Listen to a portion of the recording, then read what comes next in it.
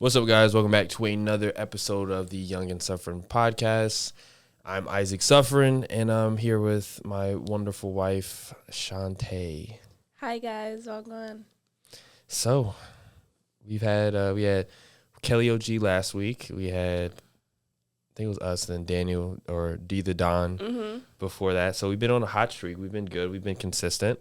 I think, this has to be like number 6 or? This is our 8th. 8th? Wow. I know. Sheesh. Wow, well, we're on a roll. What are we talking about today? Well, I think this topic was brought to us by you. You're the one who thought it'd be a good topic to talk about. And Sponsored by Celsius. No, it's not. Or maybe not yet. But yeah, about fatherhood or experience with it or the lack thereof. Mm-hmm. So I think you could jump off and start into it. Like, what was your childhood like? What role did your father play in? Yeah, what is that like? I single mother household, only child. From scratch? Yeah, single mother household, only child. My mom got married once, like when I was 13. Then they split up for whatever reason. Yeah, so but I was always around. I had father figures, uncles. Got Uncle Will, Uncle Adrian, Uncle Hughes, Uncle Ray. My four uncles that were always pretty close, I would say. Uncle Adrian was in Charlotte. We were in Atlanta. Uncle Ray was in Atlanta. Uncle Hughes was in California. Then eventually we're all in Atlanta and North Carolina. So we're all pretty close together. So except for one that's in Texas. So I've never felt like I was lacking male presence. Obviously, growing up without a father is you don't really understand the impacts of it until you kind of get older, I think, and like our approach for certain situations. But I never thought I was too disadvantaged because I always had really good uncles. Got it. Did you never ask about your father growing up? You did. And what would your mother say? I don't really remember. I asked a lot when I was younger. And obviously, though, I think those were really tough conversations with my mom. Like, I don't know. It's not your fault. He'll come around when whatever. I really don't remember. I think at a certain point I stopped asking because it was like, just normal to not have that. But there was, I see a father playing with his child in the park or something like that. And, I think about, man, what could have been or, whatever. But also, like, I'm very focused. Like, basketball was a huge part of my life growing up. And, I had uncles that played D1 and, my mom played D1 basketball. So, being able to be around them a lot and have their influence, my uncle's influence, I think that was super important in my development as a person and as a player. And, they really taught me a lot of great life lessons. I think at a certain point I was almost grateful that I didn't have a father. Yeah, in the house, because I started to see how great my life was. And I was like, man, if he was there, potentially, like I could be a completely different person. Right. And different doesn't always mean better. That's true. Because I think about how I was literally under my Uncle Adrian's wings for 4 years from the time I was 14 to 18. Literally, like, we moved to Charlotte, tore my ACL, we moved to Charlotte, and he literally dedicated his life to making sure that I had everything I needed. I was working out, but he's the one who structured me mentally to, like, now everything I do is of a certain intensity level. Yeah. Like, how I am. Yeah. Like, I can just be locked in. But that's all him, right? And it's not like a negative thing to my biological father, but I don't know if I would have gotten that edge with him. And if I were to go back and do it all over again, I wouldn't change, like, that the time and the impact that I got, especially, like, I think each of my uncles had me at they had me at different ages, like from 5 to 10. I went to, for every summer I went to hang out with Uncle Will every single summer for the full summer. So I was, and he's an academic, Uncle Will. So I got to do my book reports. I got to do my math problems. Yeah. We're in the library, right? He taught me you got to excel in the classroom. Yeah. Which helped me a lot in school because, certain things came easier. I was able to get, whatever. And I just understood that dynamic. And I also didn't want to disappoint him. So he would call, ask me about school, right? We talked all the time. So that was like 5 to 10. Uncle Hughes, right? That was more of my, all right, it's time to toughen up. Yeah. Because Uncle Hughes, oh my gosh, he could be very, he's very macho. I don't even know what that means. Macho is in like he's just a very stern, disciplined, masculine, undeniably so figure. Like nothing gets across him. He's like the guy. He's very no nonsense. Like he's very playful and whatever. He's super fun to be around, but he's also first of all he's also academic. He's very smart, very qualified. He was actually in the education space and he for was a very long time. Dean. No. Yeah, dean of students at a couple colleges. So he's an academic as well. And then he's also a man's man. Like just an all around man. Like when if people were to say like, oh my gosh, like the whole toxic masculinity, like he's not toxic, but he's just a man. He's a man.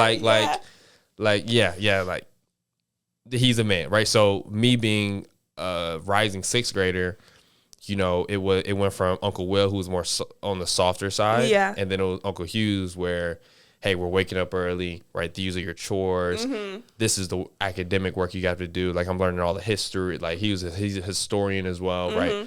He also played D1 football, D1 basketball at Iowa State, right? So there's then he taught me the how to hold my ground. Yes. Like he's the one who taught me the playground rules, right? If you don't know the playground rules, obviously, I didn't grow up in an environment where I needed to use this too often, but it has come in certain situations, how I know how to handle myself. Yeah. In certain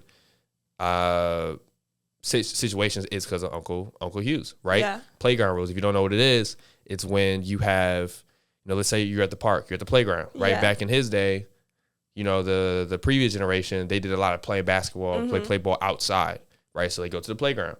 You go, somebody steps up to you, says something crazy or pushes you or tries to punk you, right? Playground rule says, okay, look, everybody on the playground is going to watch and see how you respond to the situation. If you respond in a very weak manner, now everybody is green light for everybody. You respond in a way that says, hey, don't mess with him, right? Everybody's going to be like, you know what? Respect. Yeah. Right? So he taught me that that you have to carry yourself a certain way. You can't be a pushover. That's just the way it works, right? I've been in very toxic environments, especially playing basketball in probably some areas I shouldn't have been in or whatever. But there's certain, and even in professional environments, because he's also a very professional person. Obviously working dean of students and doing all those things. There's two sides of him, right? There's we're on the street, and here's how you're supposed to carry yourself on the street, and then there's here's the professional side. Here's how you carry yourself professionally. So being able to do that or being able to navigate that, that was me. That was my, from 10. So going into 6th grade, I want to say all the way up to 8th grade. That was Uncle Hughes, right? So there was no ISIS getting punked or, I kind of started coming to my own. Like, okay, there's a toughness there. And he also he also didn't go easy. Like I don't know why. I'm very competitive, so we used to watch UFC. And every time we watch Anderson Silva, like some of those top guys, and so we'd always, I'd always try to fight him. I'd jump on him, put him in a headlock, and he used to, put me some of that grown man strength on me. And if I got hurt, he's like, "Hey, stop crying, you all right?" That was like a part of the transition when I'm like 10 years old. So that was Uncle Hughes, and then you had Uncle Adrian, which was 14 to 18. It's actually crazy how that all works out. Yeah. So like I had 5 to 10. No, it was more like I would say 6 to 10, 10 to 13 and a half, 14, and then 14 to 18. The 14 to 18, they're all crucial, I think. I don't, because if I don't get what I get from Uncle Hughes, it doesn't translate as well with Uncle Adrian. Right. And if I don't at least start with Uncle Will, it doesn't translate very well with Uncle Hughes, who was more of a very stern academic discipline, where Uncle Will was like, here's how you should be approaching your academics, yada, yada, yada. So Uncle Adrian was more, he was the intensity guy, right? Like, Uncle Adrian will tell you, like, Uncle Adrian got a couple screws missing when it comes to competition, right? Which is, I developed that from him, where he taught me the importance of winning, right? He taught me the importance of what it takes to win, right? And how obsession is a necessity if you don't want to be average, right? He taught me that. Like, people say, like, what you hear in basketball or football or other sports, like, man, you can't teach someone to have that dog, right? That level of you can, that grit, you can. Uncle Adrian taught that to me, because I wanted to win, but although we're very similar, like, Uncle Adrian, he's probably the uncle I'm most similar to. Like, I probably would be just like him when I'm 45. But he taught me it's not enough to do what you think is working hard. Like, you're not working hard unless you're questioning if you're working hard enough. Like, I used to be like, okay, I got 1,000 shots up today. I went to the gym, got my conditioning. I got a morning workout, evening workout. And then, like, I'm watching TV and I'm like, oh, did I do enough today? Right. He rewired me to the point where I was like, I felt bad for relaxing, like for chilling. Yeah. Right. And like, man, I'll take the day off, and I'm like, nah, I won't. Like, nah, I can't. Right. But I don't get that if it's not for Uncle Adrian. Literally, like, and I got plenty of stories. Like, sometimes he was overboard. Like, okay, bro. But all of it was necessary, right? He knows, like, he knows I appreciated that for sure. So when it comes to my biological father, when I think me and you were talking the other day about how I've kind of, when I was younger, I really didn't know how to feel. And I think when did you first meet him? 16. Okay. Yeah. How was that? Intense, I guess. Angry, had a lot of questions. How did you first meet him? My little sister, half sister. I don't call them half sisters, but little sister found me on Instagram in January 2016. So I was 15, turning 16. And yeah, I mean, it was intense, and I don't think I was in a place to have a relationship with him. I wanted to.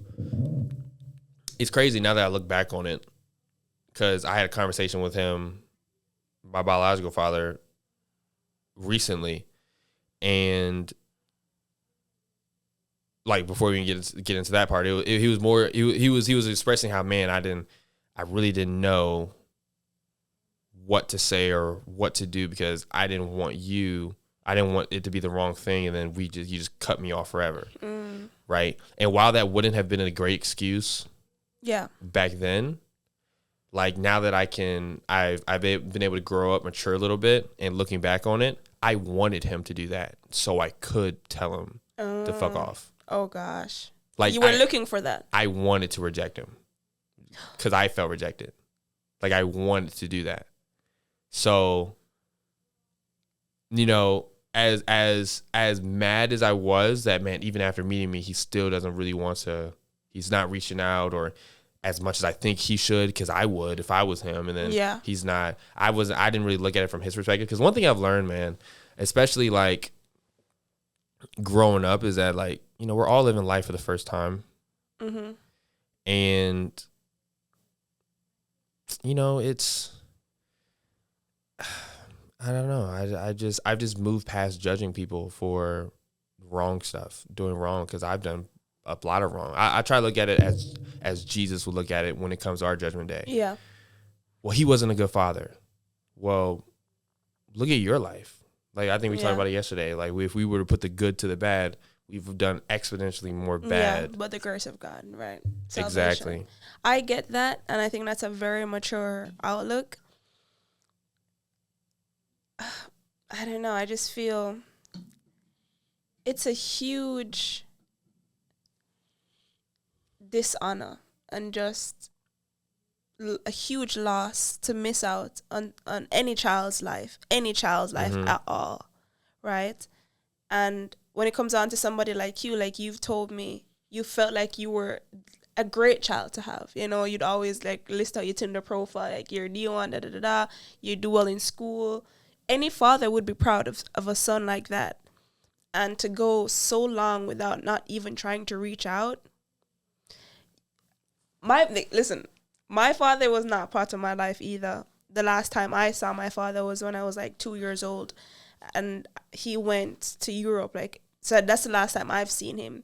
And I'm not saying that my father being seas away is an excuse to not be a part of my life, but your father lives in the same country that you live in.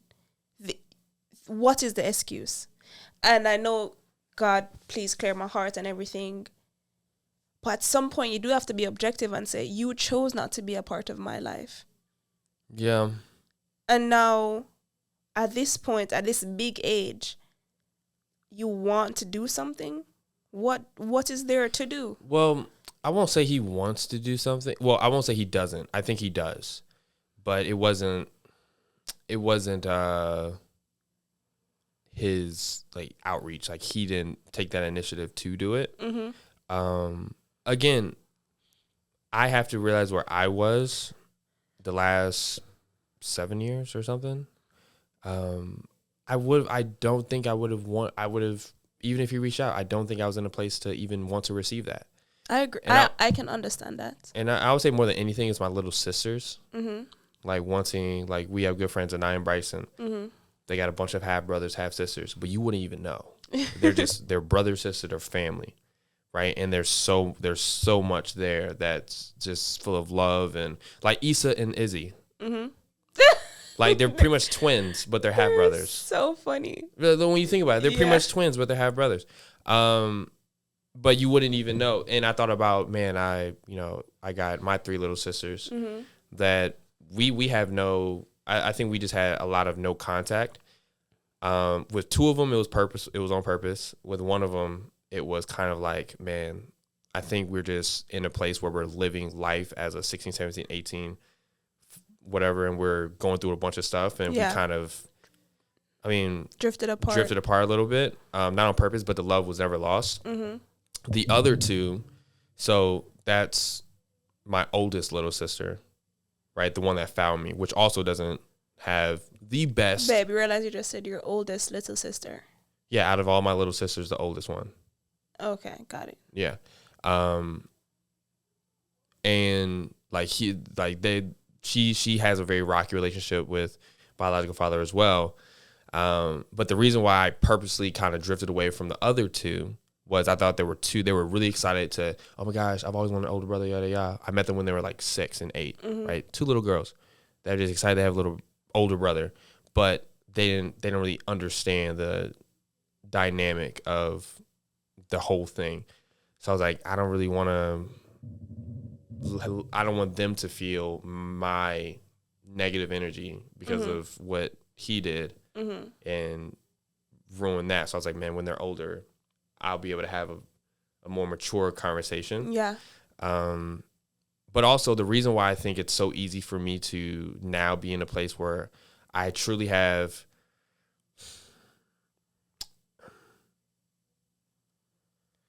I truly have forgiveness. I don't think I've 100% moved past it yet. Because I do think that, and man, I now understand why people may need closure of some sort of things in their life. Because I do think I would benefit from him just saying, I didn't pursue it. Like I don't really, like I told him last time we talked, like I don't, dude, when I say I have no hard feelings, like I don't have any ill will anymore, like none of that, because at this point in my life, I'm so glad that you weren't there. No. In a positive way, because I don't know if I would be where I am today without if my uncle didn't get 4 years. Like each of my uncles got 4 years with me. I don't know if I am Isaac Suffren without that. Who met Shantae and all the things that are happening and good and bad. I don't know if I'm here right now if you are there. Right. So it's hard. I cannot be mad at you for not being there if I'm glad you weren't there in the first place. So that logically, that doesn't make sense. So I've logically been able to move past it, forgive you. But I do think, right, I told him, I said, I'm not really looking for an apology, right? Look, it was when I left. I was like, dude, I had a great time, right? It's super weird because we have so many similarities. Like, it's actually really weird how many similarities we have. And I was telling him, I said, dude, I don't even really know what exactly it is that I want to say or what I want to hear. But I think, after really thinking about it for a while,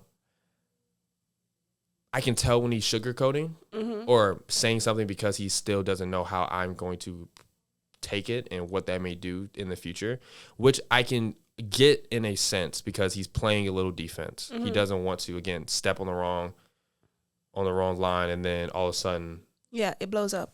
Yeah, which I know that I'm mature enough now for not to be there. But I think, we'll probably have another real conversation to where I just want him to be completely honest. Just tell me. Like, I'm not going to, like, it won't change.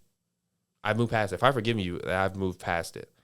But I do want to know because I think for me, and I can only say this because I've lived my experience that if I ever had a child, there's no way I would not, be a part of their life. Yeah. Yeah, and for me, it was just very confusing. Like, 6'4", D1, like, bro, you have to build right here. But, I think that's probably what you said is probably what I would want to hear, and I wouldn't feel bad hearing it, but I would. Okay. Fathers. As you said before, you don't know what you've missed out on until later in life. Like, I've asked my little sister, and she said, yeah, I don't need a father. I'm just fine with that one. And that broke my heart because she doesn't know what lies ahead of her because she doesn't have that male presence in her life to teach her certain things. There's only so much a mother can do and probably even should do. Mm-hmm. And because I'm older, of course, and getting married, certain things have been revealed to me that I was not prepared for because I didn't have that growing up. And hearing my little sister say stuff like that, I don't need a father, it breaks my heart. So when it comes down to fatherhood, my experience with it, or, the lack of experience there, started pretty young. My mother and my father, they met in Jamaica, and, they conceived me, yada, yada, yada, was born.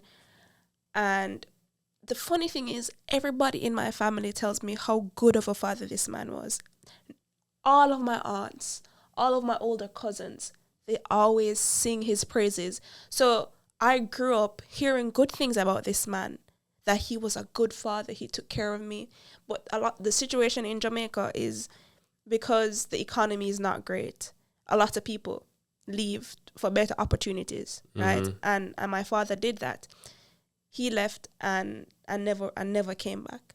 So it was more of a ATM machine set up for a while, as in he just send money and help out with, raising me financially, but there's no financially raising a child. You have to be there. Your presence is required in order to fully help with their development. So that was arrangement until it kind of got rocky, and he would not send the money as often to my mother, and essentially my mother was just handling everything by herself. But it's so weird when everybody's singing this song of how good he was, and then you're growing up. First of all, you don't know this man, and you see your mother struggling. And the part that I'm most upset with him about is not even the fact that he wasn't there for me. It's the fact that he was not there for my mother, and having to see what she had to go through because she was on her own. It brings me to tears, like, all the time. Like, I was having a conversation with him, and he's, as you say, you're very similar to your father. my father is like a male version of me. We also look alike, which is not crazy. It's so weird to me. It's like, that's a good looking fella. Like, whoa. It's like, whoa, this your pop? Well, we look alike, and we have a similar personality. Mm-hmm. He's extroverted. He's super kind. He's jovial. Like anytime we get on the phone, we're always laughing and talking, and I love that about. I never understood that though. Yeah, in college he'd call me and you're like, why are you laughing at your father like that? But again, I was at a place where I didn't. I was still like, I really disliked your father for the same reason. I really dislike yours. Yeah, I think we both are in the same. Like, I don't like yours, you don't like mine. But the thing is, and I think after like really hearing your father talk to you and my father talk to me, like not a day has passed. I almost think it's like a failsafe.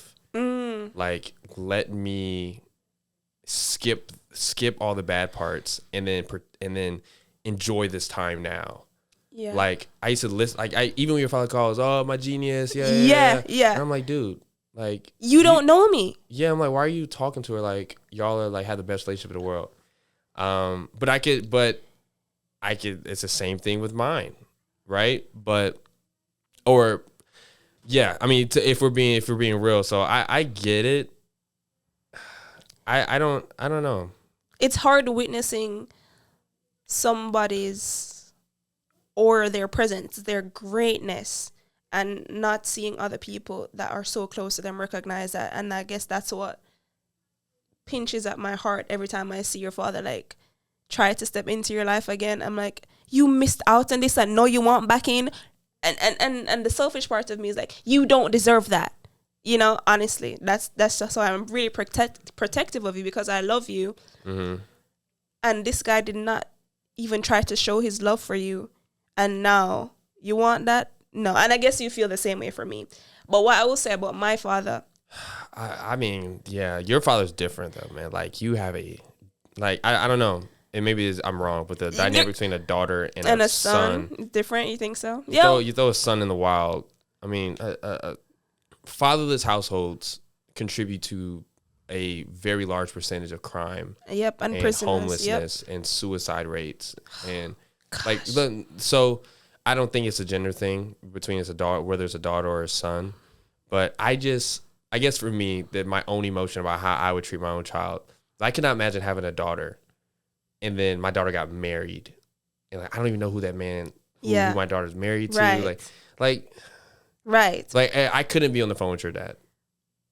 I really couldn't. Like, I'm like, dude, like the fact that we've been married for so long and he's never spoken to you. Has never spoken to me. Wow. I just think that's so weird. I agree. And every time you're calling me with kicking on the phone, and then one time I just had, especially when because we were married in college, but it was like a boyfriend-girlfriend situation because we weren't living together at the time. But when we started living together, that's when a lot of things got revealed to me. And when I started working and I started ascribing fatherly affection, I guess you could call it, to my boss at the time. Just like nice men. Yeah, just I used to do it too when I was in high school. Yeah, just like, wow, you must be my father. Like, I wasn't, weird. It wasn't like it was more of a, I don't know. I didn't really realize the hole that was there until I met him for the first time. Mm-hmm. Cause like all the other male figures that I had that weren't family, I can grow very attached to that person. Yes. Not in a weird way, but like, for example, Coach Chris. Mm-hmm. Did I show you that picture? Yeah. Literally somebody who took me under his wing, and like Coach Chris is my guy. Like, so you talk about somebody who's in your corner. Coach Chris was that guy. And then, he has Courtney, his daughter, Chris, his son. But like, once I saw like, man, there's a man there who really loves me, like genuinely, like really loves and cares about me. Like, Coach Chris was like kind of that guy, but so were my uncles. Yeah. Right. So it was just, I was fortunate enough to have men. Yeah. Like, I can't imagine, I would not be who I am today if I didn't meet the men, like if the men that were in my life weren't in my life. That's the thing. Like, I'm not a great person if those guys weren't there at all. You had male presence. I had woman presence, like a woman presence, trying to do their best to give me. It's impossible. And it is impossible. A woman can't do it. They cannot, they should not do it. Just like my mother, just like my uncles cannot do anything that my mother did. Yeah, like 100%. It's literally impossible. Like I can't imagine Uncle Hughes. So I was giving me a hug and a kiss on the cheek. Like, he'd probably punch me for saying that. But so I had a group of women raise me. Of course, there's my mother, but then the thing is, which is very important, is when you marry somebody or when you have a child with someone, you're also joining to that family. And one thing that my grandma and my aunt do really well is that they try to bridge the gap that he left. So I could never really feel it. Oh, no. They tried their best. They really did, because they had no, it was not convenient for them to fly back to Jamaica to visit me. It was not convenient for them to send me money when he would not send me any money. But they did it nonetheless. And they really raised me, and if you look at it, they didn't need to. My aunt, she was younger than him. She just finished up medical school, and they would ensure that they looked for me without my graduations. I don't understand that. That's kind of why I don't understand. You okay? Yeah, I'm fine. But I'm just so grateful for them and my mother. But they should not have to do that. No, but that a part of me, as like knowing your aunts, like knowing your aunt and knowing your grandmother, and I'm not. I don't know what they've done or what they haven't done. Yeah. But as sharp as your aunt is, as morally sound as your grandmother is, like I just can't imagine that they would let him slide so easy. I personally don't get it. Like I feel like if you were doing some crazy stuff, something that Auntie Ty didn't approve of, she's not gonna go by and be like, she let me have it for sure every time she saw you. Yeah. So but again, I don't know if they've had that conversation. Yeah, but you wouldn't say that. But my aunt actually, she doesn't let, like, my grandma have to be like, Ty, just calm down. But she lets him have it. She lets him have it. Yeah. Auntie Ty will, and that's the thing. We defend each other to the death. So she lets him have it. But my grandma, always wanting peace, always loving her one son.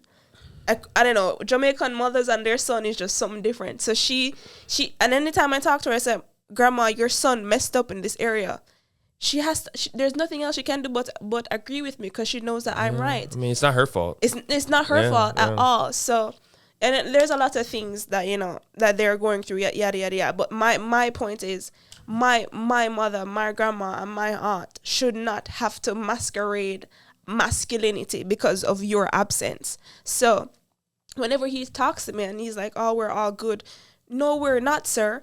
You where were you when, because one time my mother and I, like, we'd won a cruise, which is just crazy, which is amazing. And we won the cruise and we came back and my mother, like, she lost the job. So it's like right after we hit like a paradise, then we just go right back down. And it's like, oh my gosh, what are we going to do? What happened to the times when you were not answering your phones, you don't have no food in the fridge, my mother don't know how she's going to send me to school, and you're calling me every time, oh, what's up, my genius? I'm no genius. I'm someone that does not have a father and have to be depending on my mother to do everything. So you can't come in my life right now when it's looking great. No, you want a part of it. That's not fair. So, I mean, I just pray to God that he works on my heart, because I don't have any, that's the thing too, I don't have any like malintent, I don't have anything. It's just the feeling there is just indifference. I do not care. Sometimes when I think about it, like, if my father were to pass, would I feel sad? I think you would. Why? I don't think it's indifference either. And I can actually speak on it because I've literally lived the exact same reality that you have in terms of fatherlessness and all, growing up that way. There is it's so hard to explain it because I've never. Well, how would my life change? My life would not change. What he wants, what lots of fathers want is for you to change your life after you're so used to being without them. You're like, oh, come to never call me when, because I don't normally call you. You're not somebody that I think about when things happen in my life. There needs to be a conversation. I just think that at some point there would be a conversation that has to be had. About what? Between you and him. About what? I don't know. I mean, I've had the conversation before. Like, I don't, over the phone or whatever. And I don't even think that was a conversation. No, it was. At least I felt like it was. I said, listen, I don't appreciate how every time we talk is kicking. You don't know what me and my mother went through when you were absent from our life, when you went ahead. And a part of me feels, I used to feel rather, that your family that you've created abroad replaced me and my mother, replaced us. So you were not there. And I just know, had my mother had the time to say, Shantae, go and stay with your father. Shantae, ask your father. She could not do that. Women should not be raising children alone. I just think about the times when she's just stressed out. She didn't know where the food could come from. There's times when my mother she was going back to school and she had her last like $250 and she was hungry. And you can order the food, and when you get the food, you pay for the food. She was so hungry that she ordered the food, but when it comes time to pay, she disappeared because she knew if she buy the food, I could not go to school tomorrow. So she would go hungry, literally, nothing to eat, just so I could go and get an education. And then you just want to laugh and talk on the phone, and I'm grown up now, and say how you're proud of me. I'm disappointed in you because of what you did and for what you didn't do. So that's how I see it. But no, I know it sounds contrasting, or it sounds like I'm lying, but I've honestly gotten over that. It just hurts me because of what my mother had to go through. That's the part that makes me emotional, because she should not have to go through that, and should not have to put her dreams on the line to send me through something that both of you created together. But she's the one that bears the brunt of the work every time. So that's the part that hurts me. Me, not so much. So when that happens, though, when you want to build a relationship, it's not natural for me to build a relationship with you, because when I grew up, I call my mother, I call my aunt, I call my grandma. I don't call no father. Saying the words daddy caused me to regurgitate, because I've never had to say that. Daddy. Yeah, it's weird. It's so ew. Like, it's so weird. It's so weird. So when I saw Coach Chris, in the gym, I still call him Coach Chris. He'll always be Coach Chris. He knows my situation, right? He knows what. That's why he was so present. Even though he had his own children, and he was so present. He's coming to my games. He's coming to where, like, he's literally, like, he was that guy for me. And my biological father was there. Like, and I said, oh, shoot, let me introduce you to my and it's so weird. What do you say? I'm saying this is my biological father. And like you were adopted or something. Yeah, exactly. Like, it's so weird. It's so weird. Like, I get what you're saying. Why do you say biological father? Because that's father is a status to me. Like, I don't know. You can't just maybe you could just say, this is my sperm donor. Okay, that's negative. Isn't it accurate? I say that's malicious. Father is like a privilege. Okay. And then biological father is, this is the role that he played. Like, that's the sperm donating role. Yeah, it's just biological father. Donating role, that's rather. The other piece from my mother. Like, that's the other piece. Yeah, I mean, yeah, that I did the whole dad thing. Like, that's one word I don't use. Daddy. Like, in Jamaica, we said daddy. Like, and so my cousins, their father would be, like, they would live nearby, and on Sundays they would give them money to go and buy ice cream, and I was like, go and get your lunch money from your father. Even that, which is the bare minimum. That's the bare minimum. I could not do that. And I was like, yo, I wonder what it would be like. So then growing up, I never saw the father, like, in the household. So then when I went to school at Campion, which is like top school in Jamaica, they lived with their fathers, and their fathers would come pick them up. Their parents were married, and I was like, what kind of world am I living in? Because I never saw that growing up. And at that point, I was like, wow, I guess I missed out on something. But growing up and getting married is when I know for sure I missed out on something. It's so nice how we're doing things differently, though. How so? Oh, me and you? Oh, yeah. Yeah, it is nice. But, funny enough, once one of my aunts asked me about you when we were just starting to talk. And she said, tell me about this Isaac. And I was like, yeah, he's played basketball, met him in college. And she's like, is his father in his life? And I said, no, he doesn't really talk about his father much. And she's like, And she says, you also don't have a relationship with your father. She was like, you know what? I didn't know where she get these statistics. I know. I remember you telling me this. Yeah. She was like, the lack of a father in both of your lives makes your relationship more challenging. And it is very true. You think so? Not our relationship. Not me wanting to be with you in that sense, but we missed out on so much. And if we're not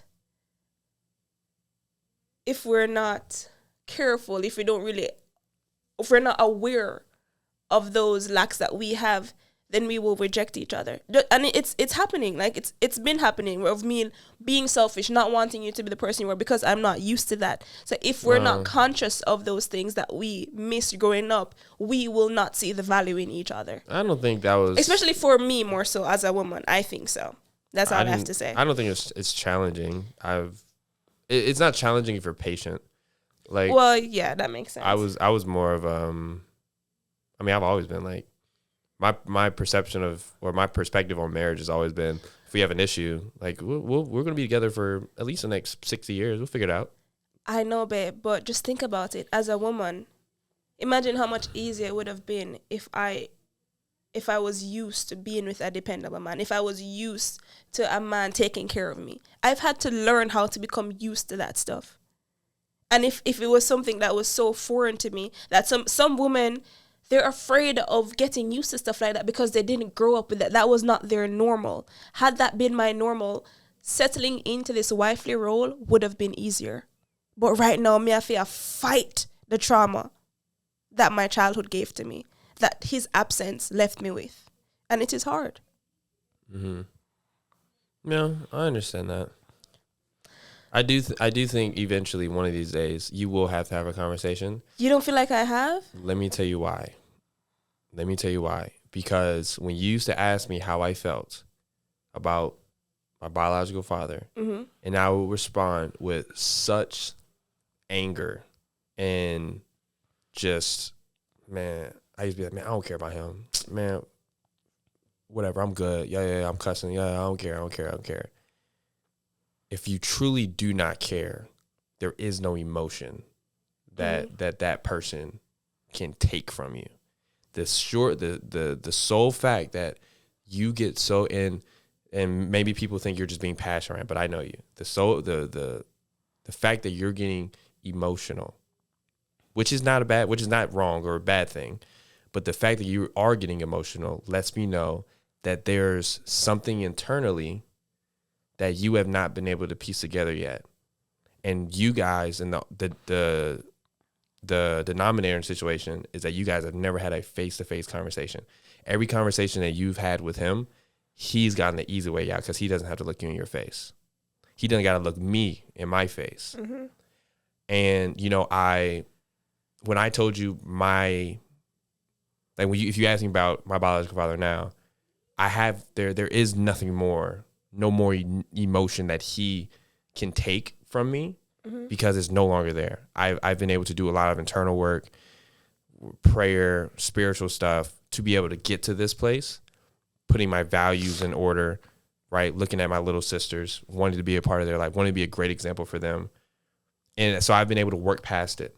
You haven't had that luxury yet because, I don't have that if he's in Europe, mm-hmm. right? It's, your biological father's 16 hours away or whatever, however long the flight is. I don't mm-hmm. know. And when you were asking me about the trip that I took recently, and you were just like, so, I won't say you were in disgust, but you were just so like, I just don't even understand how you could, yeah. And I was trying to tell you, like, well, man, I don't know why you're feeling that way, but I understand it because I have the same reservations about your father, your biological father. They's probably even stronger. Not because of, because I remember how I felt growing up, and I've forgiven my father, my biological father, but I haven't forgiven yours, right? And it's more so about how he made your mother feel, how he made you feel growing up, and the fact that he thinks that he gets the easy way out, right? Like, he used to anger me so bad. I used to ask you for the phone when he used to call you, and then act like everything was just all after you've got the scholarships, the straight A's, the job opportunities, all after you done did all that. Oh, I'm proud of you. Oh, I've been thinking about you. Bunch of bull. I'm even with my biological father. Right, I know I wasn't in his mind. I know that, right? You don't think he was thinking about you? He might have said he said that, but I know that. I know he wasn't, right? Because I mean, it's not very hard to like, even when I met him, right? He he had mentioned something. Oh man, I've been looking stuff up about you. I think about you. I look you up, and he had mentioned something from like 2010, and it's like 2016. I'm like, dude, that's like 6 years ago. There's so much that's happened. Like, you look me up on Google now, you see, like, at that point in my life, you'd see a bunch of stuff, right? But to the point, I get why you feel the way you feel, and it's warranted. And I think you would do yourself, at least for me, it helped me to admit that there is still a problem, and there still is. There still is. Like, I have forgiven him, but I have not moved 100% past it internally to where I think there's still a level of honesty that I'm looking for that I haven't gotten yet. So while I can have a conversation with them, I can hang out, we can go grab something, I can be around my little sisters and everything can be great. There's still something there that I don't even know what it is yet. So the reason why I say that you care, right, and that you would feel something if he did die, you're not indifferent. And that, look, I used to say the same thing, but nobody who doesn't matter can take that level of emotion out of you, right? If so-and-so I haven't thought about in high school said something to me and it was, whatever, I'm like, dude, I haven't thought about you since high school. Okay, but this is what, maybe I'm fronting. I don't know, but this is how I think I truly feel. Maybe I need to do some deep work or therapy or something, but I don't feel that it is him per se that causes this reaction. It's my mother that causes it. It's her life and seeing what she's had to endure because of him that angers me and that brings me to tears. So if we're just talking about my father, just the man himself, I think I've expressed to him already how I felt, and he does not take up any space in my life, and I'm okay with that. I honestly do not care for that, really. I don't know, maybe I actually do have something to work through. I'm not saying you have to seek a relationship, but then what does it look like? What does that look like? It does a lot for you especially as somebody, as non-emotional as I can be sometimes in terms of being able to write off situations. So, if I'm saying this, then it means something.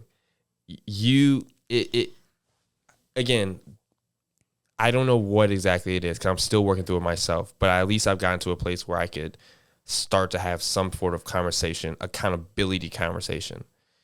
There is something to be said. If he truly understood what he did and you were able to look him in the face and he was able to look you in the face and see that, I think that part of the reason that you still feel so strongly about it, as you have a right to feel, is because he still doesn't understand. He still doesn't know. He has no idea. And he has not ever wanted to know. Because if he did, he would have asked. He would have found a way to come meet you in person and see that. But he doesn't even know. So it's obviously, or maybe he doesn't want to know because he doesn't want to be confronted with what he's done. That's not his decision. We can book a flight to Europe right now. I don't know what part I don't know what part of Europe he's in, but we can go book a flight and we can knock on the door. Cause I don't like the motherfucker. Oh, dang. Sorry. How you look, cause again, how he made cause I can relate to, obviously I think your mother and my mother, while they both had severe struggles, I think yours was on another level than what mine was on. But still, you know, it almost feels like when I see you get like that, I was like, yo, who? Like if I ever saw you crying, and I'm like, who did it? Right? That's where my mind goes. And man, I mean, even this conversation, I didn't even realize that I had such strong feelings against him until we started talking about it again. Like it's the same feelings I had in college. Well, I feel the same way about your father. I mean, I'm gonna pray. I know God, we both need to talk to each other. We need God. Because like I don't know, we need time. We probably need to do some therapy, some deep work. But I want to say one more thing to my aunt's point about how because you don't have fathers in your life, it could be harder. I think what she was also trying to say, I've explained my point in terms of not knowing what to look for in a man. Or like what to expect from a man, you know, you being that person, but also on your side of not having a father, maybe she was also thinking you don't know how to be a man because of that lack of a father figure. But you had male presence through your uncles, right? So you got that part. I didn't even have a male figure growing up, so it was hard to learn and to adjust to somebody like you. And praise God, you know, he's helping me through that, but. So I want to say that point, and I think the last thing I want us to talk about is how do we treat the family that comes about as a result of their absence? You know, how does that look moving forward? I could speak for myself. So he has 1.5 or 2 children, and because we're so far apart, there is no relationship. I love my family, I genuinely do. But I've grown up with them. You know, it's easy. So this relationship, it's difficult. If I'm just texting you, you don't know me, you don't know my personality, you don't know how I operate.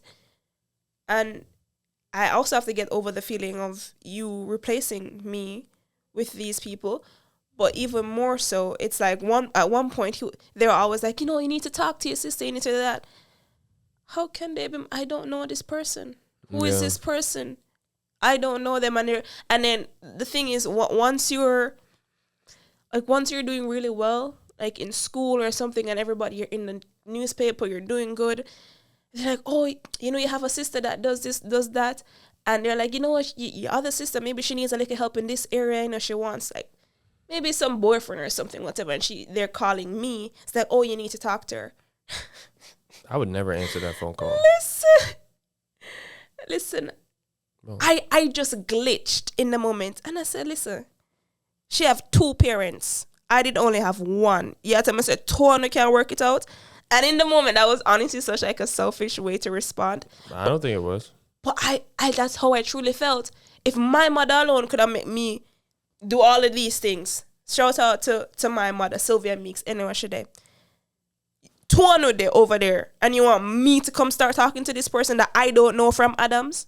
So the relationship, it's sad. It's genuinely so sad that this is the reality of it. And I want a relationship with those siblings?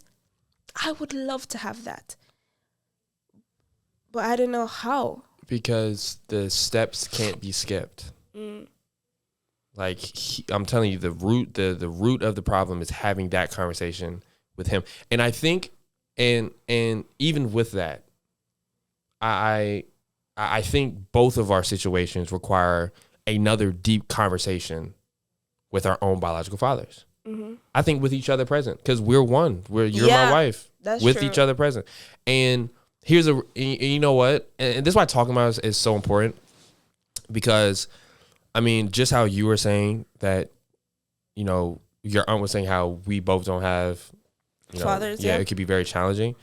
I mean, maybe the things that I'm not even realizing that are problems, like the sole fact that I don't speak, right? I internalize everything.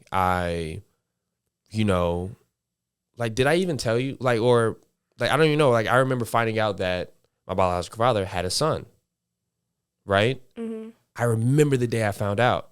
And it wasn't until then that I felt like whatever was going on internally, like it reappeared out of nowhere. And I had no idea where it was coming from. But it was the same thing. The feeling replaced. It was, and I think I also haven't been very honest with him. I let him slide. Right? So I let him slide for the sake of trying to move forward. But I don't think I truly can until I am honest. Like the sole fact that he says, you know, that he was thinking about me, yada, yada, yada. You know, he doesn't know that when I went on his Instagram in 2018, it said $2 and one son. Or $3, father of three daughters and one son. Right? Me not being there or a part of that. Right? He doesn't know that I've seen that.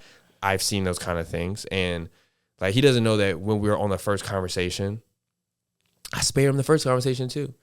When I gave him a chance to speak and he said that, man, this is 2016, you know, I've been looking you up all the time. You know, I see your mom, she's doing her TV thing, her broadcasting stuff, right? My mom has stopped doing that like 2011, right? That means he hadn't looked up anything since 2011, 2012. We're in 2016, right? So he doesn't, and I think that there are, so again, it's still internal stuff. Why am I lying? Like, listen, you have a lot of things to say about my father, but your father literally had your brother and named him Junior. I'd have just left. Did he? Yes, he did. That's his name. And you were the first son. You were wiped from that. You do not exist in that family. And you have the gall to say you were looking me up? No, you weren't. Because there's no way I had a son before and you are the Junior. No. Let's be real. So that's the qualms I have with somebody like that. And you know, that didn't register to me until now. Oh. Yeah, I really had never thought about that. Like his name's CJ. Yeah. Wow. Yeah, wow. I didn't know that. Huh, that's interesting. Well, yeah, I really didn't even realize that until just now. Interesting. Well, I think that's a good note to end this segment on. Yeah, I mean, either way, we both have stuff to have some things we need to work through. Yeah. And we have to just laugh. Because what else can you do? You know, remember to email us at youngandsuffren@gmail.com with any stories, any questions, anything that you want or input on. That is youngandsuffren, SUFFREN @gmail.com. And we'll be happy to give it a feature on our podcast. But thank you guys for tuning in. We hope you enjoyed this one, and it was a bit deep, not as lighthearted as we normally are on here. But thanks for your support. Sponsored by Celsius. See you guys. Take care.